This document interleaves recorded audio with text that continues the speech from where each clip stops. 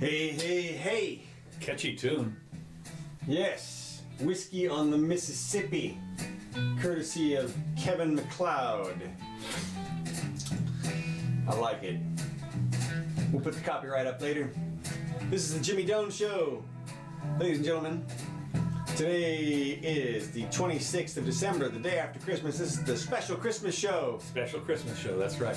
Actually, I'm trying to think if we're going to have we got another show before the end of the year, at least one. That's a special New Year's show. Okay, that's before The New 30th, Year's. yeah. Well, I was trying to think, we should have, like had on McLaughlin Group, they had, and a couple of places had the summary of what went by kind of stuff. Yeah, exactly. So maybe, I don't know, we'll see. Of course, it's all in the production chain. Yes, that's right. Well, we're not going to do that today. No. But we do this twice a week, 4 o'clock Wednesdays and Sundays. You're welcome to join us. We stream live on Facebook. I post it later on YouTube and Twitter. A nice timestamp. Hey Tony, hey Gene. Good to have you guys aboard.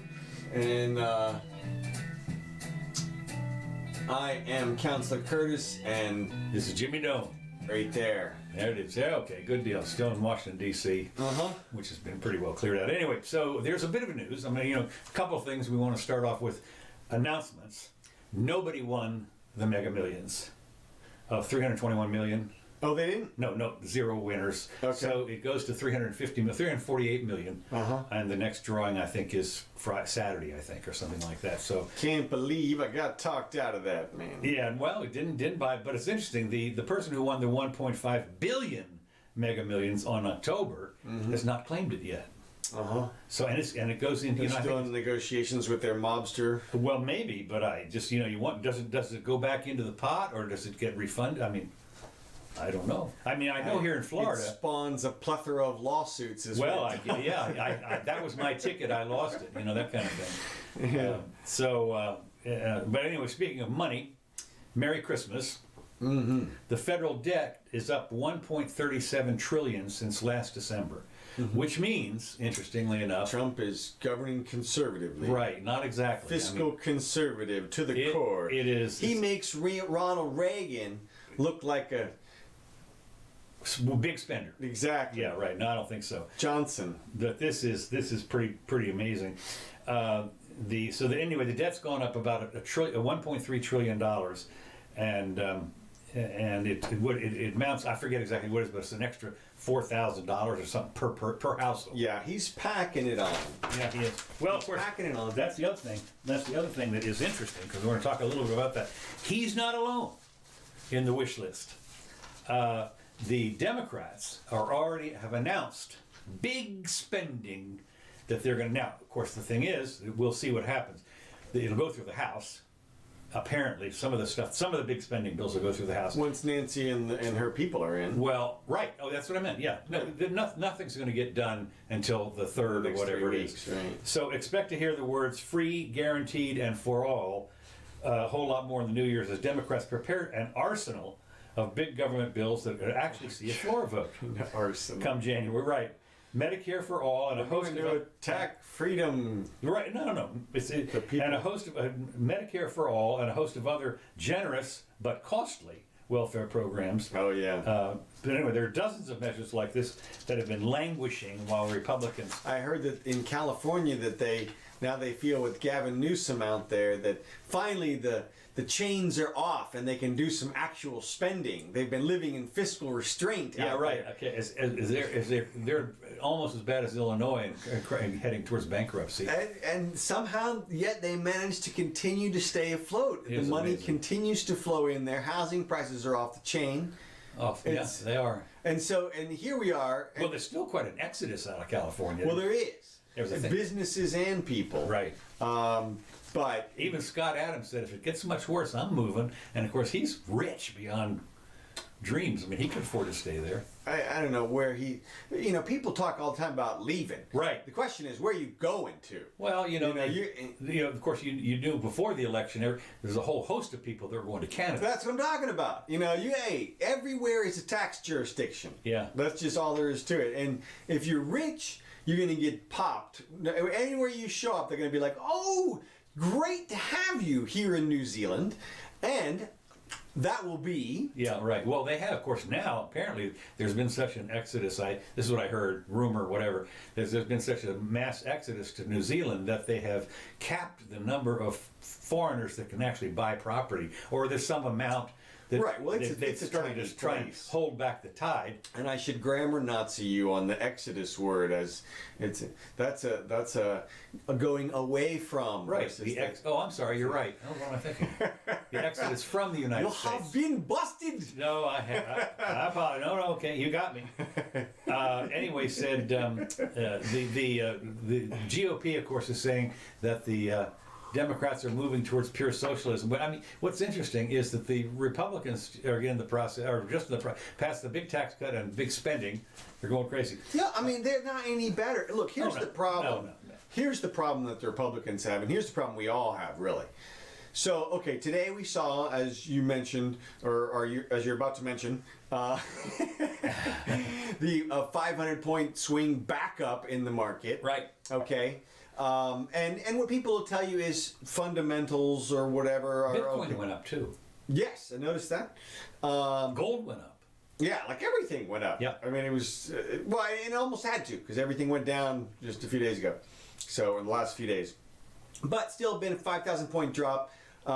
Still, we have been, and all the people who are in at least the camp with us, economically speaking, feel as though the wounds from the original financial crisis have never been really healed. Right. They were smoothed over, they were stitched up, but the freaking infection's down there festering, and at some point, okay, Right. top's going to blow off. And that means not just a 5,000 point drop, but I'm talking about like a 15,000 point drop Right. from where we are now. Something down to, something, a real wipeout of some type. Now, I'm not an economist, but it won't stop me from making a prediction. That's right. That's right. And I'm horrible at predictions as well. But here's my thought on it is that Donald Trump is in too deep at this point, 2 years in, to take the pain necessary to right the ship. I don't think, remember, it took Reagan a couple of years to turn things around, even as a creditor nation at that point. Right. I think the Well, it took him 2 years, but again, it was like you say, his Reagan tax cuts got passed almost right as he got in there, and we're in the horrible recession for 2 years. And when it came time for the '84 election, there had been this phenomenal recovery. Right. See, I don't think,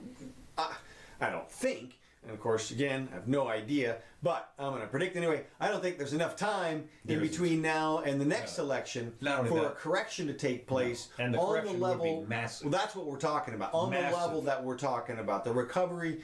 But, information moves so much faster and money moves so much faster these days. I suppose it's possible that, you could have in the 30s, it was still, we're a decade out of horse and buggy land. There's still probably horses on the street out in front of Wall Street at that time. The difference in the ability of people to make the adjustments necessary to recorrect the market, I think, are much in our favor today. We can have international markets like people talk about. I watched a big expose. It was not. It was an advertisement for Bernanke, Geithner, and Paulson. Okay, the three guys that engineered the bailout and really structured the foaming of the runway for the big banks and everything, and the spending of the hundreds of billions of dollars right after the 2008 crash. They were the guys that went into the room with all of the politicians and said, "If you don't do it." Politicians. It was the bankers. Well, they went in with, that's right. They went in with the bankers. And it was interesting because the guy, I think it was the guy from either Merrill Lynch or from Wells Fargo that held out for a while. Jamie Dimon from Wells Fargo. Well, they forced them all to take money, but the point was that they told them all that if they didn't solve the crisis, I'm talking about when they went to the politicians. Okay. When Paulson went to the Congress and said, we need $800 billion, and he asked for a blank check. If you go back and look at it, he said, we don't want to put a number on it because we don't want anybody to think that there's a limit. He didn't think he could get away with $1 trillion. That was the thing. He knew he couldn't get away with $1 trillion. Right. So he put the biggest number on the $100 billion that he possibly could, and they gave it to him, and then they spent it. And the question is, have those wounds been healed? And the evidence that we use that it hasn't been is the Fed's $4 trillion balance sheet, the lack of high interest rates or anything like normal interest rates, Right. And The expanded deficit debt, of course, has doubled basically since then. right. And what appears to be an unsustainable rise in the stock market. Well, not only that, what's interesting is that the entities that were too big to fail, that they bailed them out, they're bigger. Right, they're bigger and more fail potential for sure. And that never even changed, even with the little regulations they tried to pass in between and the Dodd-Frank Act and all this stuff. It was none of that was anywhere near as pointed as it should have been.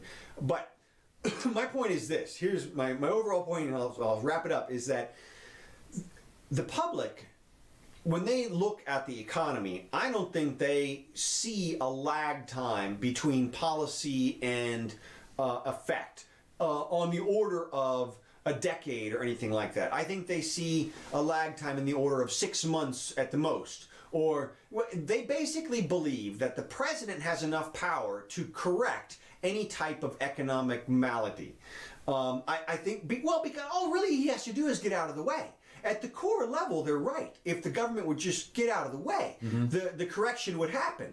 But they don't do that, but they still hold the presidents accountable, okay? And party who was in power at the time gets the blame. Well, if you look back at the last couple of presidents and you just look at the graph of the economy and put the president's name underneath it, what you see is a huge, massive crash at the end of George W. Bush's economy, constant rise through the entire Obama economy, and then are we going to see, and what I'm getting at is, if we see another crash during the Trump presidency or the Republican administration, the public will blame the Republican Party for both crashes and for bad economies, and they'll be willing to give a Democrat huge amounts of power to do whatever they need to do economically to fix the situation. That's what I think. I disagree. Okay. I disagree. Because one thing's for sure, as it is right now, although we've had this correction, which is rather substantial, but I think it just barely missed the bear market ticker or whatever. Now, of course, it might hit it by January 3rd, I don't know. But Trump is going to be able to blame the House, all the new Democrats. This is what America, this is what you did, okay? You turned the House over to we were doing great until we were doing fine, and now the big spenders are in there, right. And here's what they're proposing. I've got a list of this stuff, and it's all, and every one of these proposals is, the question is asked, how are you going to pay for it? Now, interestingly enough, the way that Nancy says that they're going to pay for it is they're going to repeal the Trump tax cuts. Right. So if that isn't an increase on taxes, I don't know what is. I mean, that's what if you're going to repeal. And of course, what they'll say is, well, we're repealing. It was tax cuts for the rich anyway. Right. So now we're going to put them back in, and the rich are going to pay their fair share.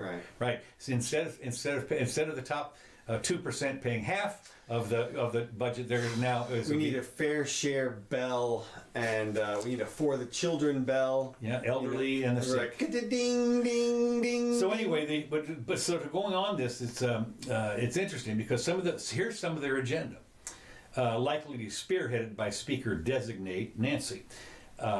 It's called a Better Deal campaign. Now, I mean, this is so funny because every time it's the Great Society, it's everybody has their own. The what was for Roosevelt's was the Good Deal, or what was the New Deal. The New Deal, right? And then the Johnson was the Great Society. The Great Society, blah blah blah. Okay, so here we have the Better Deal. Right. Well, and then the Green Deal is out there too. We're going to talk about that. Okay. Yeah. You're going to talk about that. another thing entirely.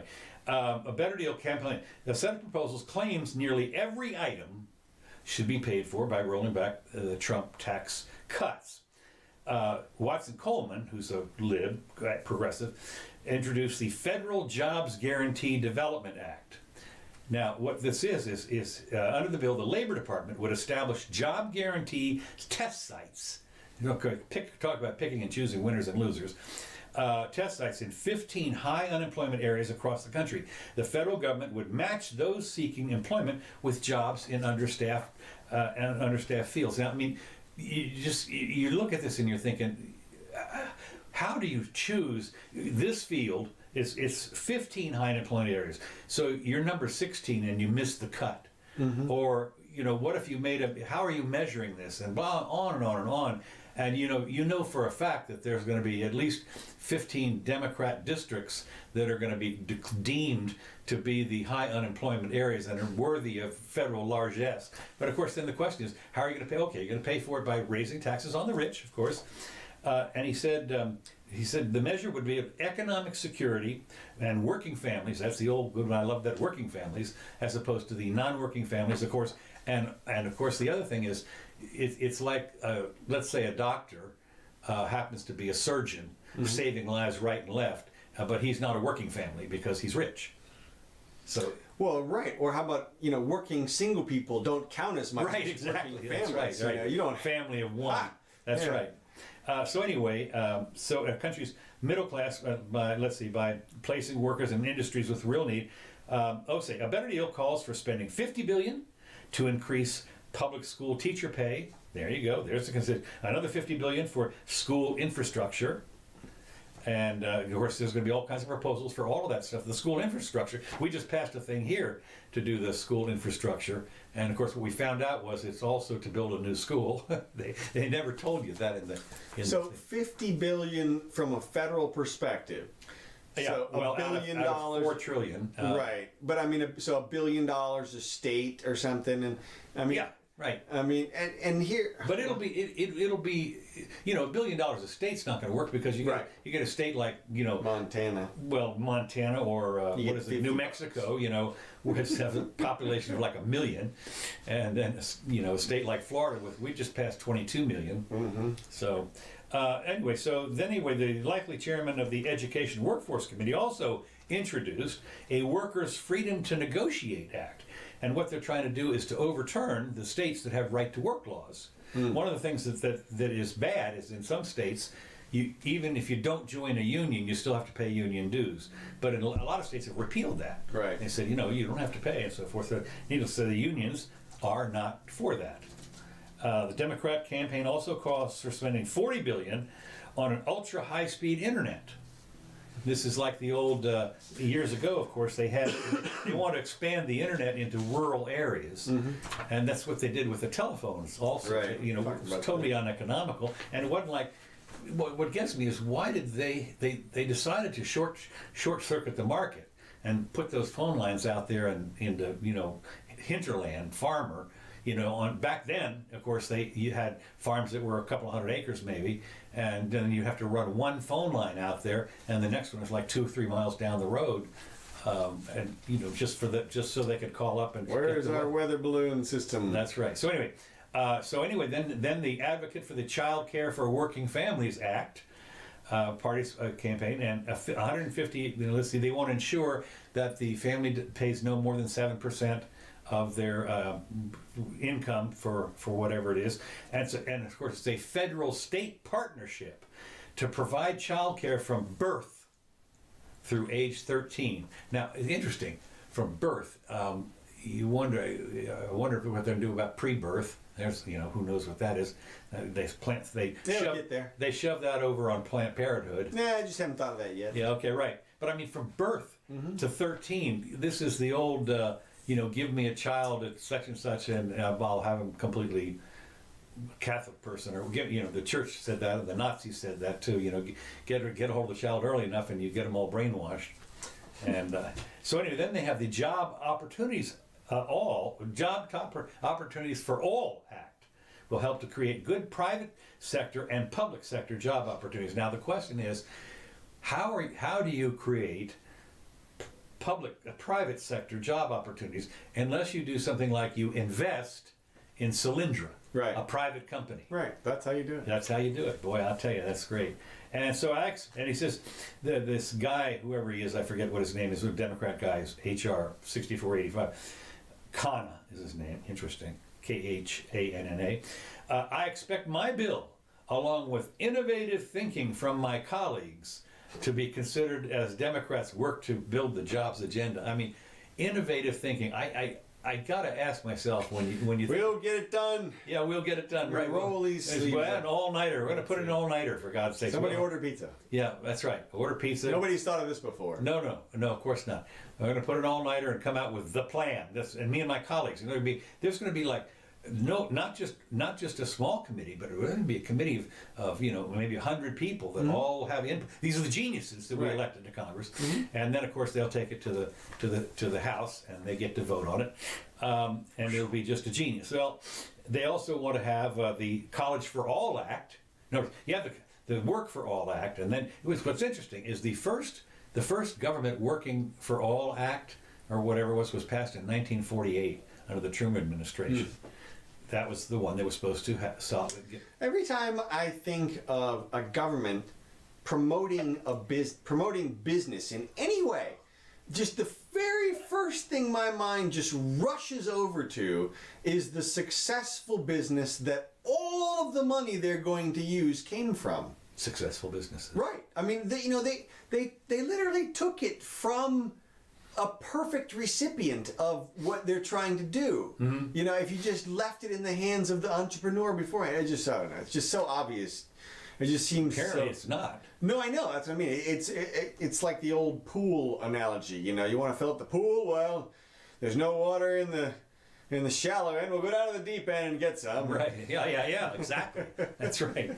So anyway, this guy named Jayapal or Hayapal was the sponsor of the College for All Information Act of 1917 to eliminate tuition fees and subsidize the college fee for everyone. Well, of course, which will provide more federal funding to states to alleviate student loan debt. Now, one of the things that we found was that the last time they got involved in higher education, everything worked out fine. There's $1 trillion worth of college loan debt that it'll all be paid back. It can't be. And what you see, of course, is these PhD guys, 26 years old, flipping burgers. I mean, what happened to my? Well, obviously there was an explosion of university degrees, right, into all kinds of well, it's interesting because they supposedly allocated a fair chunk of money to the STEM stuff, which was, and of course, I don't care if you get a degree in engineering, mm-hmm. a real degree in engineering, right, you can get a job. Oh yeah, a good one. Yeah. But what's interesting is if you don't go to college, I mean, Rush Limbaugh came up with this, I think. If you don't go to college and you apprentice yourself out to a welder, in a year or two, you could be making six figures. Yeah. I mean, yeah, well, welding, that's a high. There. Plumbing is another one. God, I'll tell you. You figure. I mean, when I think about what Mrs. Jimmy charges for her decorating, and plumbers get twice that. Specialty construction Yeah. stuff. We Yeah. saw, the guy who does the backsplashing in the freaking kitchen was Boy, like tell me about it. Rapist. No, I mean, you're right, and it's hard. And you can't. And what's interesting is the guys that laid the floor in here, mm-hmm. which is a really nice floor.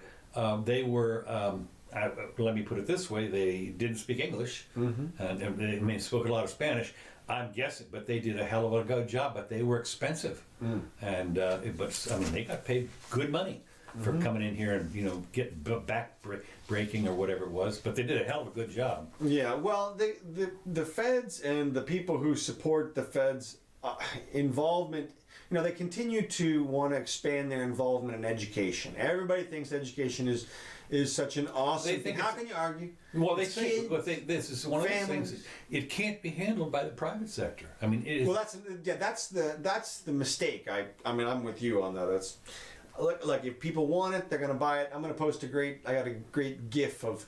It says, "Do people want the thing?" And it's a flow chart. Right, I saw that. And it just, to me, it makes perfect sense. Again, especially in this day and age of instant communication. I can understand 200 and something years ago when you get together and you got to form a government in a place called Washington, 1,000 miles from Atlanta or wherever it is your other city is. Well, now, they were in Philadelphia, of course, when they did all this. Okay, right. So, and you gotta, send your guy on horseback up there to tell him what you want. Oh, no, and he's gonna be back in a few weeks and tell you how it went. Well, not only that, you think about. I mean, when you think about that, they couldn't meet that often. Because, Right. I mean, the fact is they were part-time. Oh, well, sure. I mean, the Well, federal government met for like a month. The travel itself. That's what I mean. Is nowadays they go home. If you happen to live in California, you go home on the weekend. Right. Well, and you can still literally have instant communication. Right. And so, and that's only 70 years old. I mean, when was the real proliferation of the telephone, so that really everybody could call everybody? I mean, the 50s or something. Well, it might have been in the because I mean in the 50s. I remember growing up. Mm-hmm. We still had party lines. You're talking about 1950s. Right. Oh, okay. Okay. That's when I was growing up. Oh, right. Okay. I'm an old person. Yeah. No. But there still were party lines, number one, and of course it was expensive as hell to go long distance.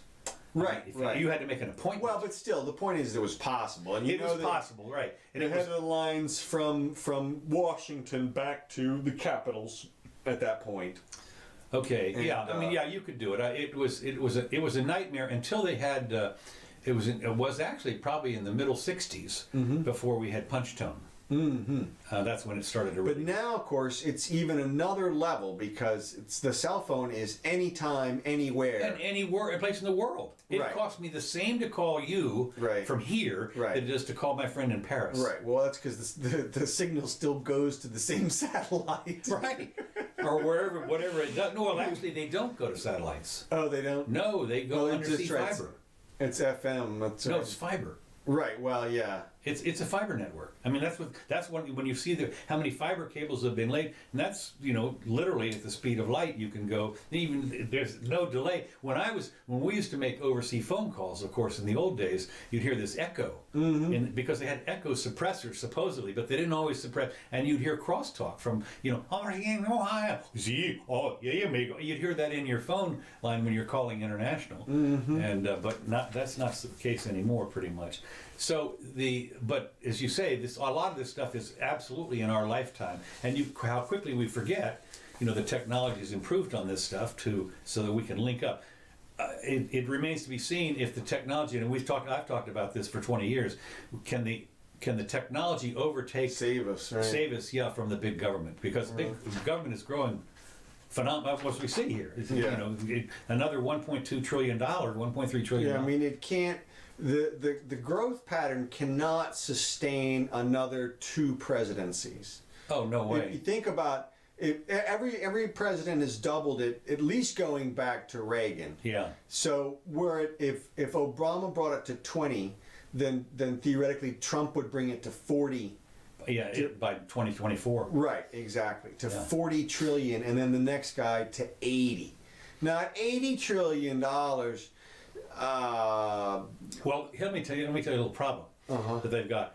I was watching a thing the other day that said, 20 trillion, it's no big deal because it's only X percent, it's like 80% of our GDP or something like that. Whatever. Yeah. And so we look at Italy, we look at some other country. You're going to say interest rates, aren't you? No. Oh, what? No, the debt is a certain percentage of the GDP. No, I know. What I'm saying is, I was skipping ahead a few sentences. I was predicting you were going to say, when those interest rates rise. Oh, that's true. That's true. Of course, when the interest rates rise, that's going to affect obviously the budget because some stuff is going to have to be cut out. And of course, the big things in the budget, there's three huge things: Social Security, Medicare, and Medicare, and the older Medicaid. Well, yeah, those are the three. Those three account for 2/3 of the federal budget. Mm-hmm. Okay, so but you have to pay interest on all that borrowed money, and that's going to hurt. But no, what I was going to say was, it's deceptive because the GDP rises first of all by inflation. That is to say, just because you have to pay more for stuff, that affects the price of the GDP number. And but that allows you to pay the debt back with the inflated dollars also. Well, yes, but they're not. No. What they're doing is they're borrowing more. They're not paying the debt down at all. That's the whole point. When you continually run deficits, but so one of the things you have to understand that in the GDP is also government spending. Right. So right away you've got in the GDP out of whatever the GDP is, 15, 18 trillion dollars or whatever it is, 4 trillion of it is government spending. Right. Which, so as inflation goes up, if as the dollar becomes weaker and weaker, you can say your GDP went up to 40 trillion. Well, not really, because it's inflated. That's inflated money. Well, yeah, but it's okay. I mean, you can count the inflated money because you still the people get paid with inflated wage money, and then they get to pay their debts down with inflated money. I mean, that's how they're hoping to get out of the debt crisis. Ultimately, I think, if they're thinking about it at all. Actually, I mean, if you watch the show I watched, they believe we already did it. It was done. We fixed it. Paulson and those guys were like, well, that's what we had to do way back then. Now things are different. It's kind of weird. Well, the thing about it is when in the 70s, for instance, when they finally adopted the COLA, which is the cost of living increase, because the seniors who were retired on Social Security, actually back then in the 60s and early 70s, you actually could retire on your Social Security and not go broke. But what happened was, they started having to eat dog food out of cans and stuff, and so that's when they passed the COLA. Well, of course, it's still no good. The COLA, that's a cost of living adjustment. Well, I know, but they don't. But the point is that it hasn't kept pace, and the writing's on the wall. They're spending it just too fast, and you only have to look at other countries that have done the same thing. Look, since time in the last 5,000 years, empires have fallen completely because of monetary mismanagement. That's the reason. Yes, true. They've diluted the dollar. They've diluted their own money. It was lead balls, I heard. Yeah, right. No, it's in lead. Well, even in this country, silver got too expensive to put in the coins. Just I remember when that happened. Okay, we've gone off the rails here. Well, just talking about the economy. We'll see. We'll see. Well, but just to continue on the spending part, as it stands, the Green New Deal. Now, guess who's promoting this? AOC. My God. Indeed, it takes its name from the New Deal, and now this is the Green New Deal. Okay, AOC has put this up. She's our social democrat, socialist. I think she's just a socialist. Well, I know. No, we know that. Justice Democrat. No. She's a Justice Democrat. Is that a Justice Democrat? Yes. Okay. Well, I mean, to me, it's like I'm a Nazi libertarian. I'm sorry, they don't really go together. Nazi-tarian. Yeah, Nazi-tarian, right. More than 40 Democratic lawmakers support the Green New Deal. Now, of course, fortunately, 40 of those people in the House are not very many. It's 300 and some in the House, right? Yeah. 385 or something. Yeah. Or 4. No, is it 4 something? 485. Let's see. No, it's 2. Let's see. It's 220 plus 220. 450 or something like that. I forget what it is. 435 or 435. I think that's what it is. Yeah, that's what it is. 435. Right. Anyway, so 40, big deal. Not even 10%. Broad plan to fight, but what they want to do is they want to fight global warming, and what they see is economic, social, and racial justice to fight global warming. I mean, well, I heard her explanation of it. What her her argument was something like, poor people are most vulnerable to global warming, and so therefore, if we fight global warming, it'll help racial justice. And I think. Wait, is she saying in a non-racist way that poor people are non-white? Apparently. Whoa. Apparently she is. Number one. Now let me just yeah, sure. Here. Since there's far more white people than there are people of color, I would imagine that there are numerically more poor white people than there are people poor. Well, it depends on how you define white. I mean, there are far more yellow people than anybody, I mean, there are far more Asian. No, I'm talking in this country. Oh, right, yeah, okay. In this country, it's still it's still there's a lot of white people. I mean, there's at least twice as many or 3 times as many. Yeah, we're at like 66% or something. Whatever it is, but the point is, when I say people of color, I'm saying that very nice, but the black people are the ones that they really worry about, and there's like 12 or 13% of the population. So if you had half of them poor, and you had just 10, 15% of the, there's have more, you have white way, poor. that's right. So anyway, that's Right. Well, and it's even worse than that too, because if you think about it, there are 2 billion people on the planet right now who live without electricity. Whoa, really? Yeah. I didn't know that. Yeah. And now the population, to put that in perspective, is 7.5 billion. yeah, something Okay. like that. So now, by far, the cheapest form of electrical generation is fossil fuel burning. Oh yeah. It's like way cheaper, like multiples, at least, solar and wind are at least 3. Solar's like 10 times, although I see estimates now that in certain ways it's come down. They've made it a lot more efficient, but you still have, the biggest issue is actually cubic foot per watt generation. Ah, really? Okay. Yes. Okay. Well, that only brings up something else. In those calculations, which they've done, is you have to calculate in what does it cost to build it and maintain it, and how long do they last. That's true, and none of that stuff is built into these calculations That's the either. thing. That's the thing. Those are. I did see one calculation because they said that the big fans, in those wind farms, and you go take pictures and you see blades broken and some of them not spinning and so forth. But the expected lifespan of those is somewhere between 3 and 5 years, whereas the expected lifespan of a coal plant is 30 years or 40 years or something. Yeah, that's weird because literally the windmills over in Holland that still move the water through the dikes were built in the 1630s out of wood. Yeah, wood and fabric. They're 400 years old and you can't build one that'll last 4 years? Yeah. What the hell? It sounds like a freaking government project.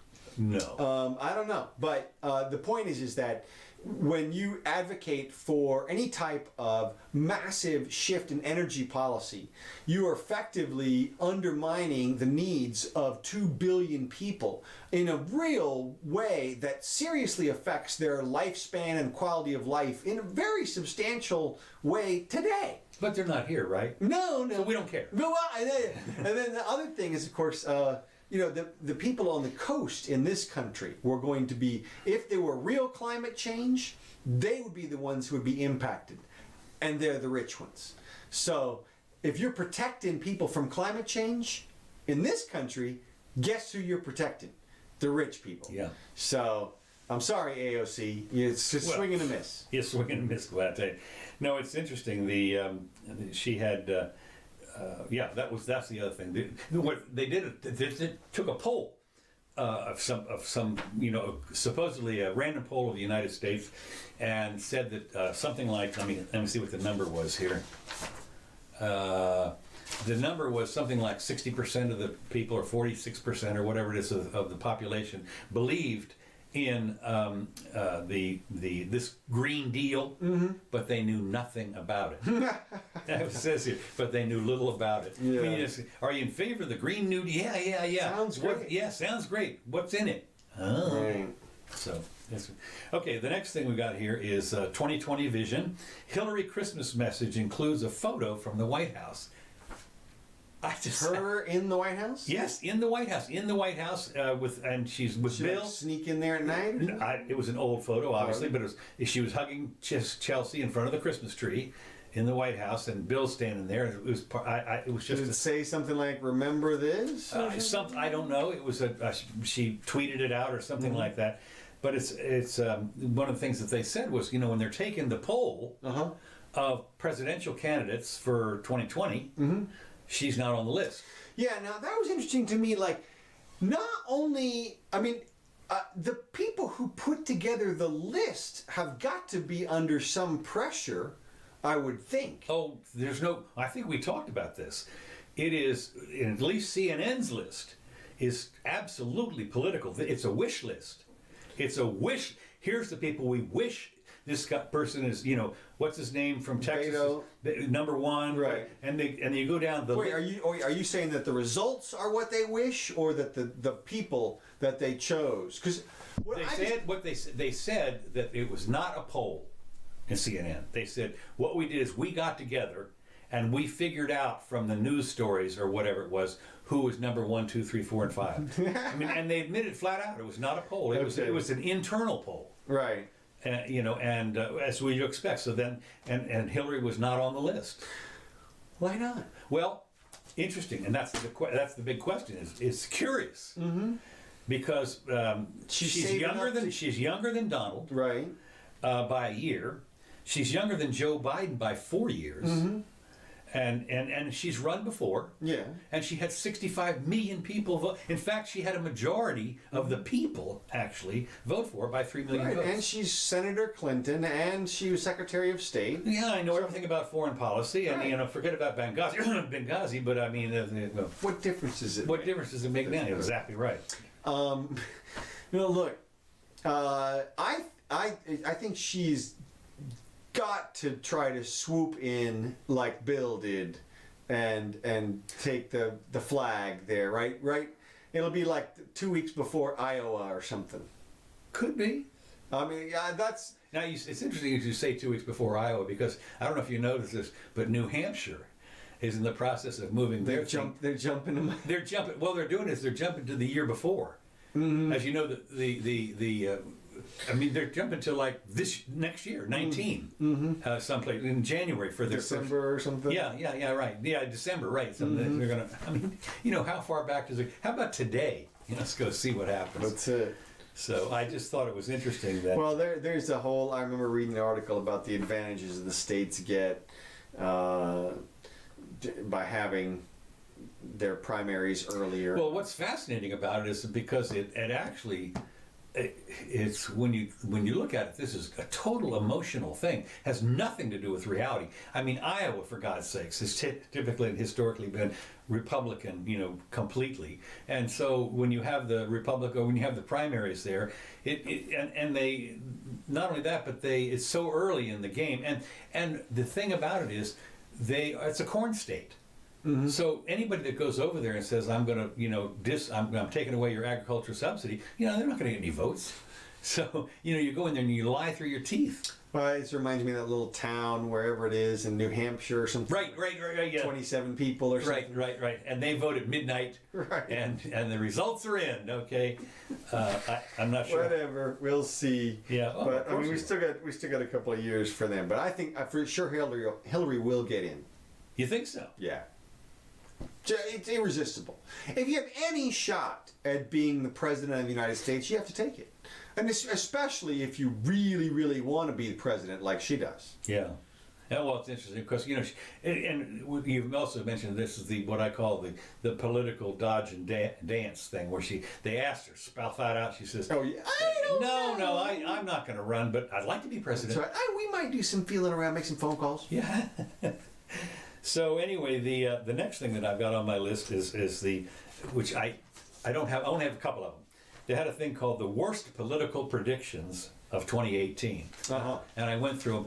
Prominent people, mm-hmm. very prominent people, made top men. People, top pundits, and they had like 20 of them in this list. You can go look it up on Google. But I just got a couple of them just for last because it's. As it says, in this age of social media, everybody's a pundit. Sure. So they came out with this list of 20 people that had it exactly 180 degrees wrong. And it's funny when Susan Collins and Lisa Murkowski will kill Brett Kavanaugh's court nomination, said our friend Ben Shapiro.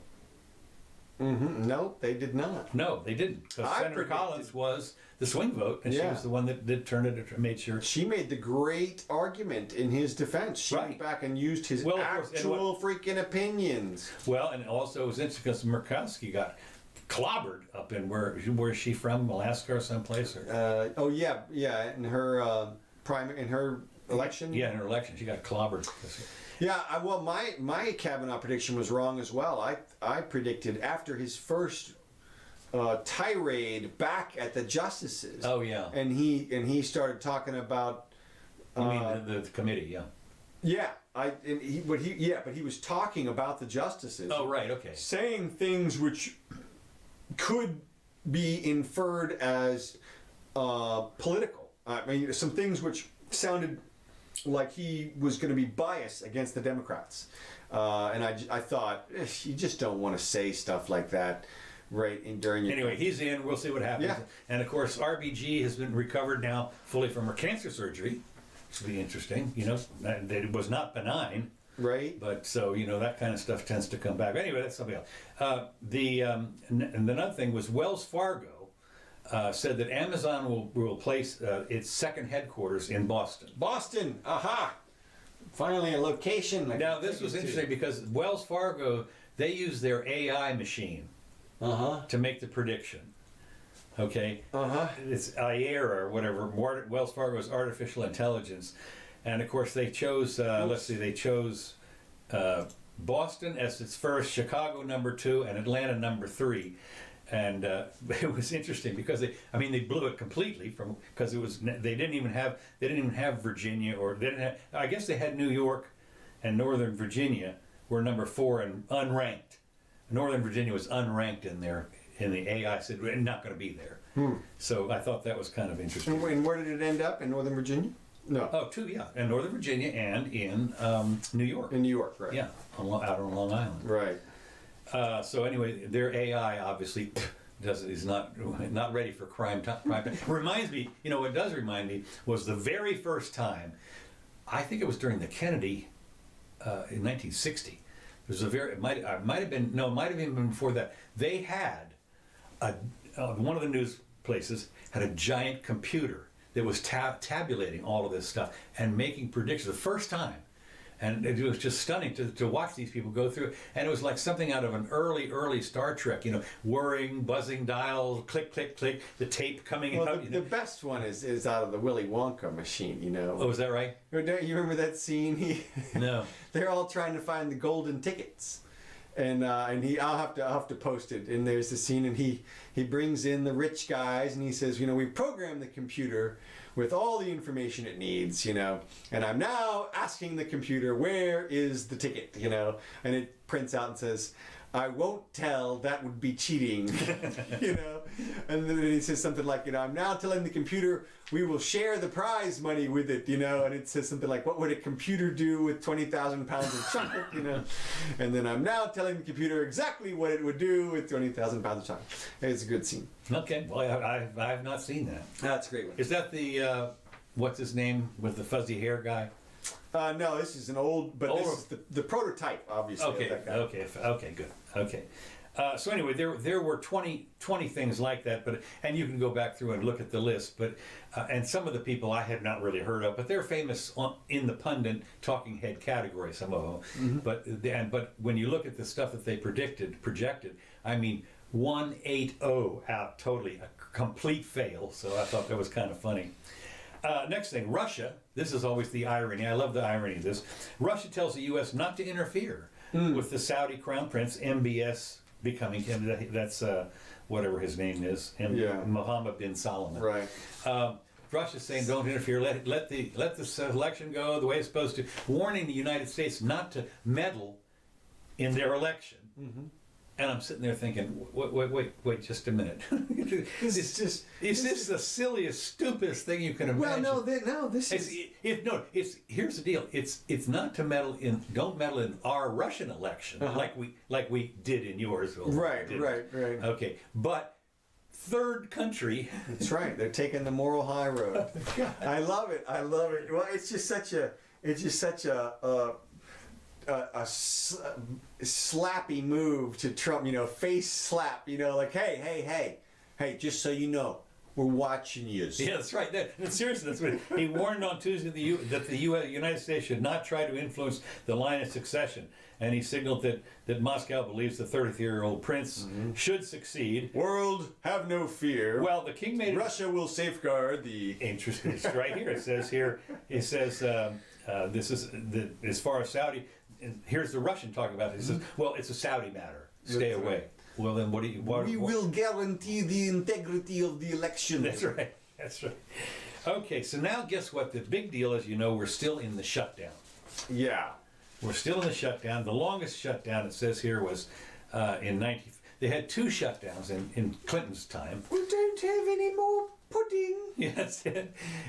So they did this. Unclear when the shutdown will end. Well, they're saying, well, do you think it'll go into the new year? Which it certainly looks like at this point. Yeah. And somebody said the incoming chief of staff says it's possible, quote unquote, that the shutdown stretches into 2019. Well, the longest one before was like 3 weeks, I think it was. It says here. Democrats budget on. Sounds about right. It was 95, 96, longest in history.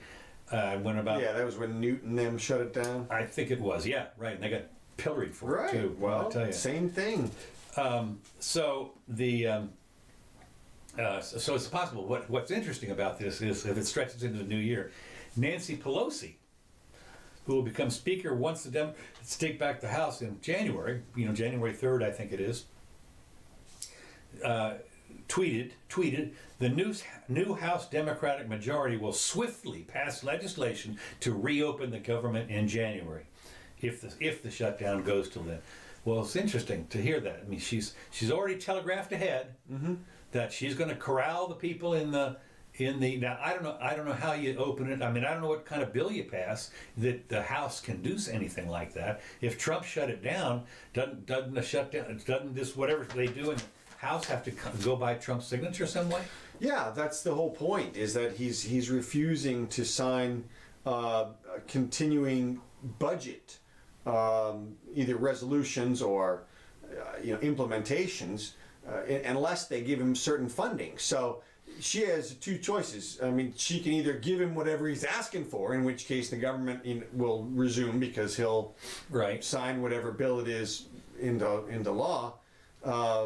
Or not. And I don't know why she would announce in advance she would do that. Well, that's the whole thing. I mean, no, it's not. I mean, Trump is. I mean, Nancy or whatever. And Trump is prepared for it. I mean, he's no dummy. Yeah. He's going to prepare for whatever they bring him. He's going to. Well, maybe she's decided to split the baby with him and say, hey, we'll give you $3 billion for your wall. And well, of course, you can see she gets to write in and say, look, we reopened it, even though Trump was acting like a baby. You can see though what's going to happen when that happens. First of all, you realize that the $5 billion is just a down payment, supposedly, on the wall. And they've talked like about $25 billion. Yeah. So, but anyway. Trump, if he gets his $5 billion, I suppose he's going to call that a win. I know that. That's what I'm asking for. That's what I got. Sure. So I think he's going to be on. He's going to be. I don't know what he's going to do. For me, I don't know. The guy's a lot smarter than I am. But if they start to propose $2.5 or $3.5 billion or whatever, is he going to buy it? Is he going to back off? Is he going to cave? I mean, I don't know. Or he could just say no. I'm not going to take it. They're going to pay chicken. There's two big trains running towards each other.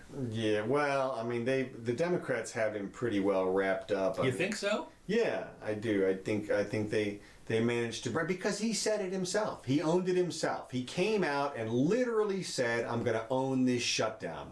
So okay, that may be okay, but this is what his base knows, that he does stuff like this as part of the negotiation. I know, but the battleground is not the bases. The battleground is the middle ground. The battleground is the people who aren't involved. And I just think that he's going to get out there. He's going to have this tweet storm that disavows the fact that he was going to take it on himself and says, "Look, I may have said that, but it's on them. It's on them." Yeah, right. I mean it shut down. I agreed to take it on, but they ran an end run around me, and it's their fault. That's right. I mean, I really kind of believe that, and I have to listen. He could do it. I agree. He can do it, and he should. What you need to do is, folks, when you stop listening to this show, do not say Scott Adams. Why not? Don't say Scott Adams. He's been great on this stuff. He's really, You owe us, Scott, man. Yeah, you bet. Right.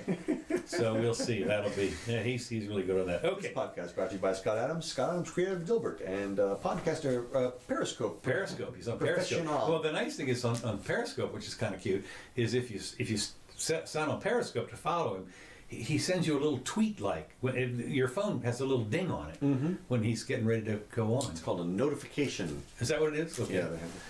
Or in French, is notification. Yeah. So, low gas prices are leading to a record holiday travel. I thought it was interesting. You know, we had our Norman Rockwell Christmas yesterday. The family came in from all over, and the gas prices down in St. Pete, $2, under $2. Can you imagine? Well, and of course there was a story that said it can't last, won't last, or whatever. And of course, we've talked about this before, that the market is so, it's not fickle. It just it does what it's supposed to do. And so what's happened is people are out there figuring at $2, I'll drive to Ohio. I don't care. It's just $2 is pretty good considering it was like $4.50 during George W. Bush. Oh, I remember driving to Idaho when it was $4.50, and I had to do it at the time. I had money, so it didn't really matter that much. I mean, I didn't complain. I had to have it. So I mean, what happened? But the price plummeted, but it's interesting to see. It'll be interesting to see how it comes back, because the article that I read said, enjoy it while you can.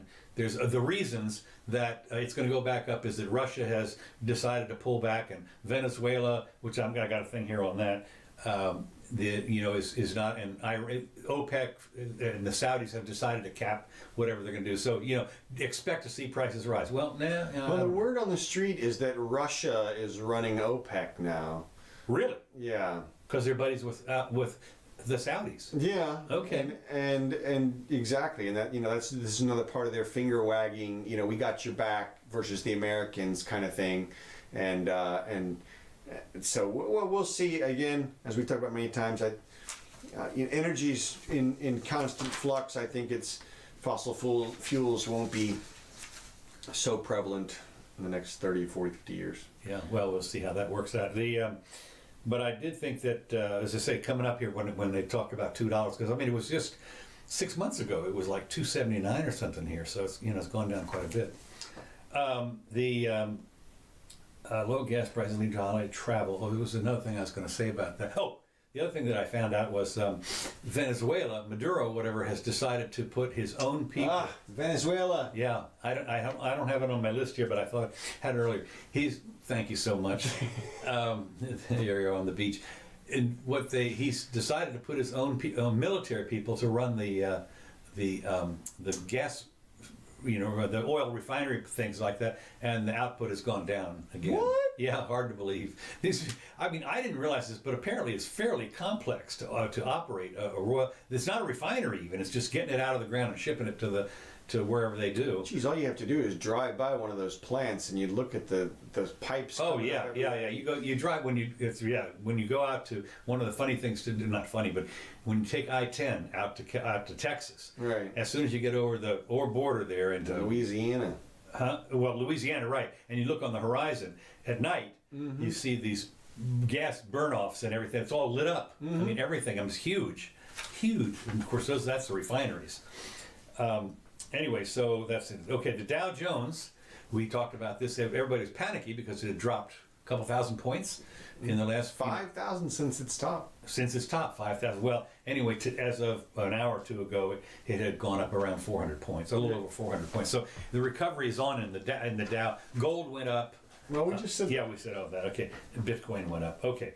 The next thing, which is going to go into something, one of my presents. One of the people that I had here was my niece. My niece, Katie. Uh-huh. She's the whale and turtle person. Mm-hmm. She... taking us to Japan. Nah, you got lucky this time. Okay, you're okay. Well, I was going to put you in the fish market, but yeah, no, that's okay. when I started doing going through well, Japan has withdrawn from the IWC, the International Whaling Commission, and that's the same as when we came out of Iraq or something, or we withdrew from the Paris Accord. These guys withdrew from the international, so they're going to resume whaling. Yeah. Now, it turns out that there was already, they had the ability to catch certain kinds of whales that are very plentiful. Well, also what they were doing is they were catching the whales anyway, and they were saying, "Oh, just for science." Yeah. Oh, right.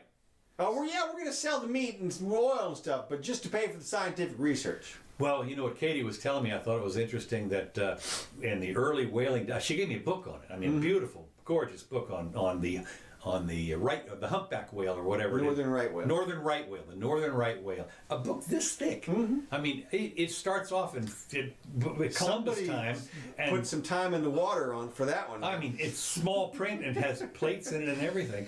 So I mean, I'm looking forward to reading that. But she did tell me, and apparently it's in the book, when the whalers originally started, when they actually had whaling ships, and they would go out and they had, maybe, I don't know, barrels and barrels and barrels to fill with the oil. I mean, they could fill up like 5 or 7 whales worth of oil in these ships. And they had, I don't know how many, 100 barrels, 200 barrels for the oil. But what they did is they had people on there. Part of the crew were midgets. Okay. And the reason they had midgets was the oil that was in the spermaceti, that was not the spermaceti, the whale oil that was in the head of the sperm whale. Okay. That was a different kind. That's the one that they would use for whatever they used it for.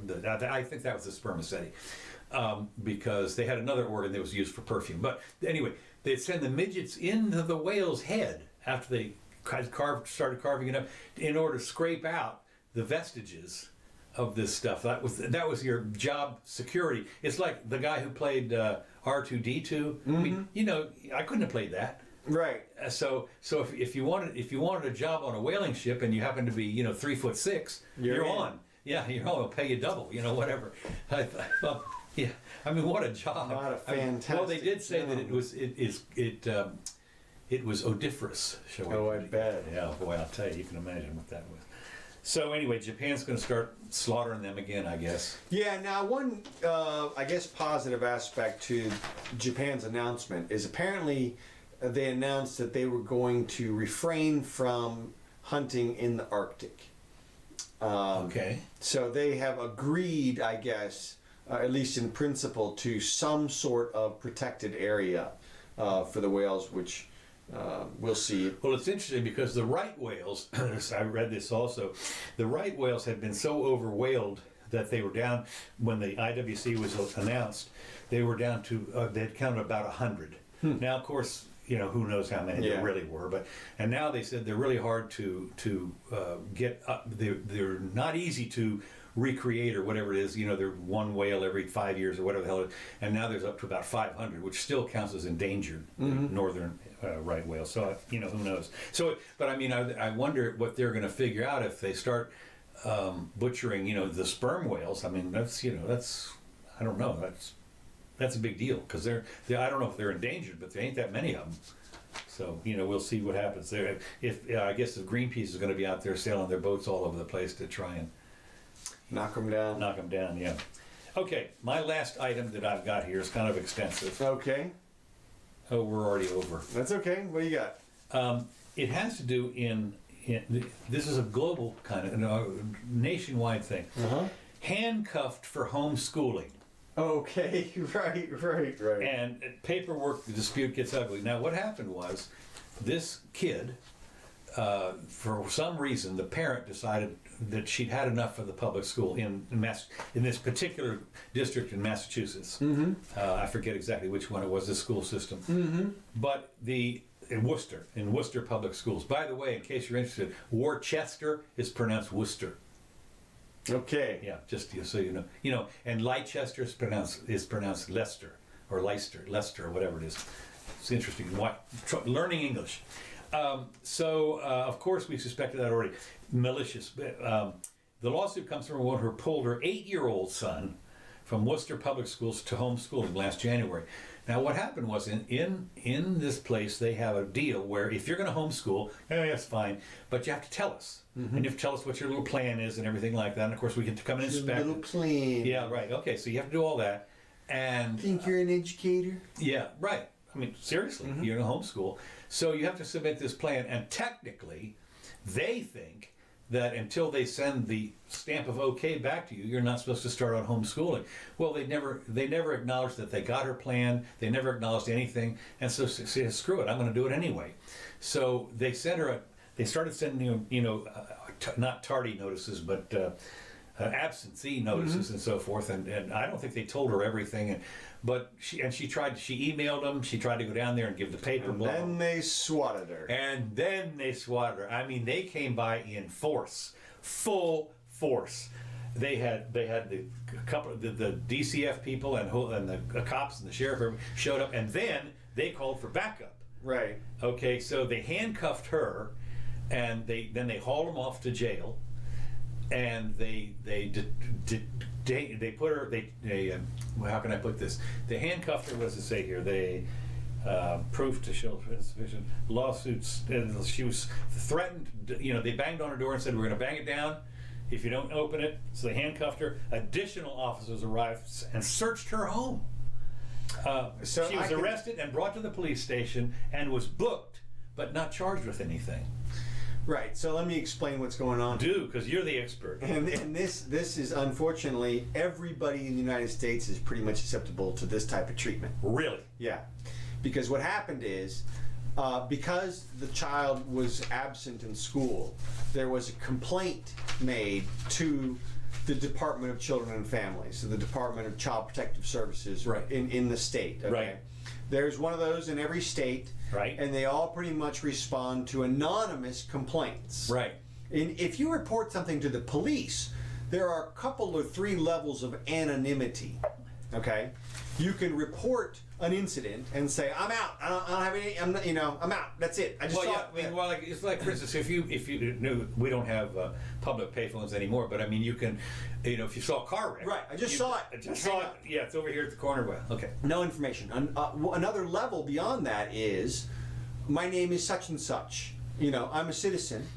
Blah blah blah. You've identified yourself, and it gives an added level of trustworthiness under the law, in terms of the report. Okay. And then there's another level, the I'll wait here level, Right, basically. okay. Okay, so DCF, the Children and Families doesn't need any of that stuff. No.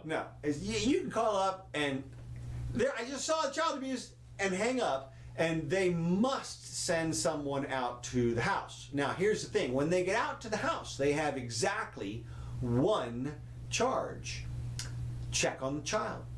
Okay. So what this woman did is, she didn't let him check on the child.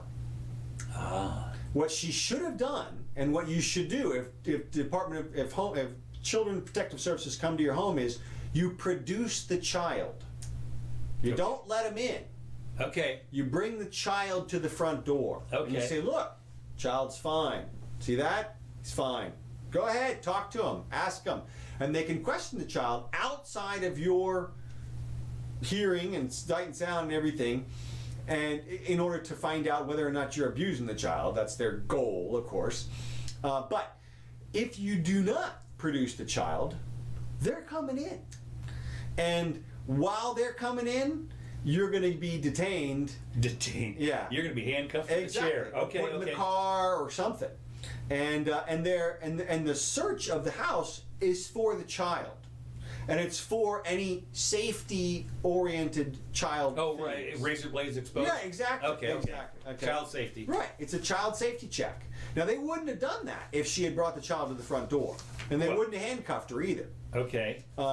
So the moral of the story is, if DCF gets involved, you have to play along to the extent that you allow them to examine the child. You don't have to sign stuff. They always try to force you into signing a parenting plan or something, just sign this right here. And then if you do, then you're contractually obligated with the state to follow through with whatever classes or whatever that you've just agreed to.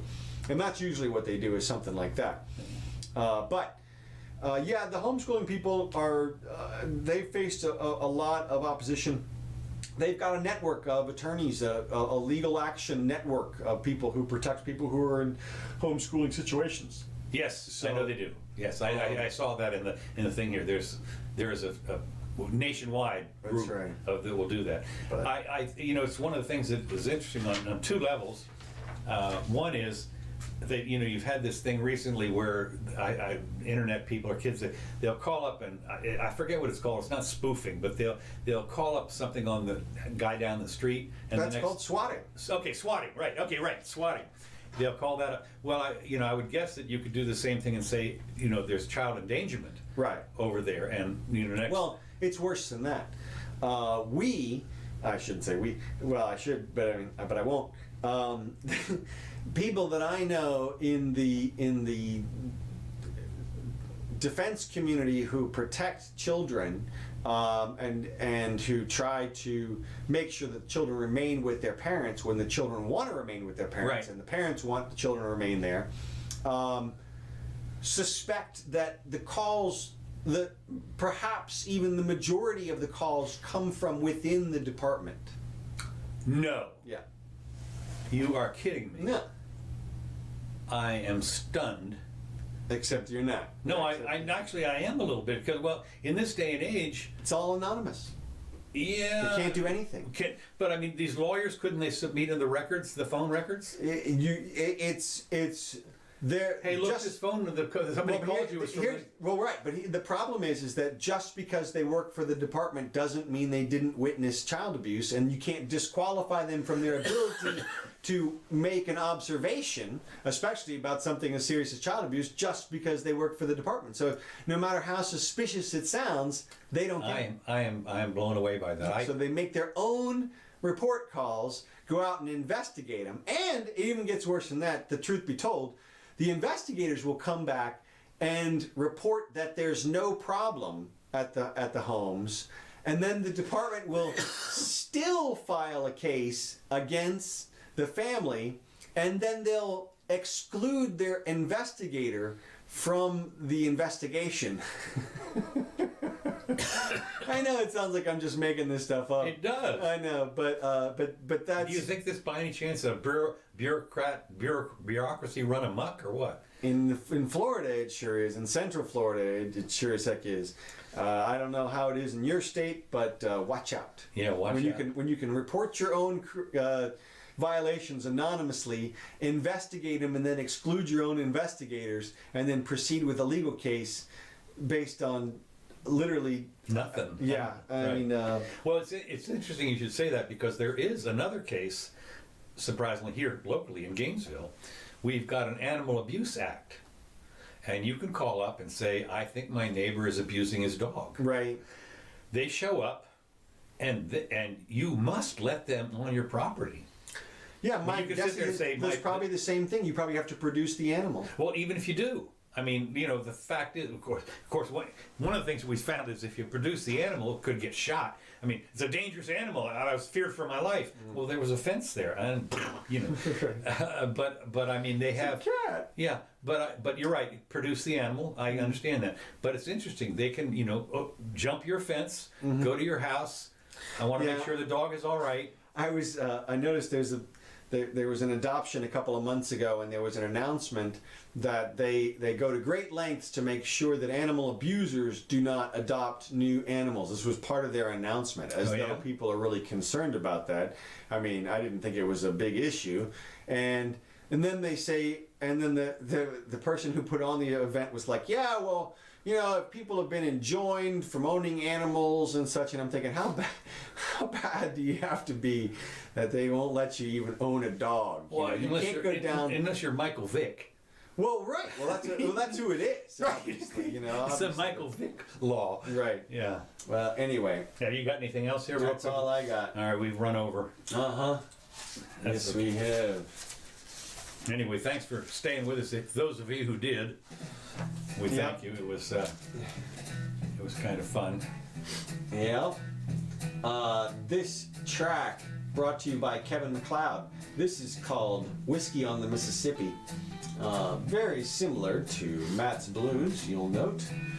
With Same guy. What do you expect? Well, also all he did was like switch the instruments around. But I thought he did a good job with it. Yeah, especially since we're not paying for it. Oh, great job. Fabo. That's right. So, thanks for joining us. We do this twice a week these days at 4 o'clock right here on this channel. I'll post a time-stamped version here in about an hour or two on YouTube and Twitter.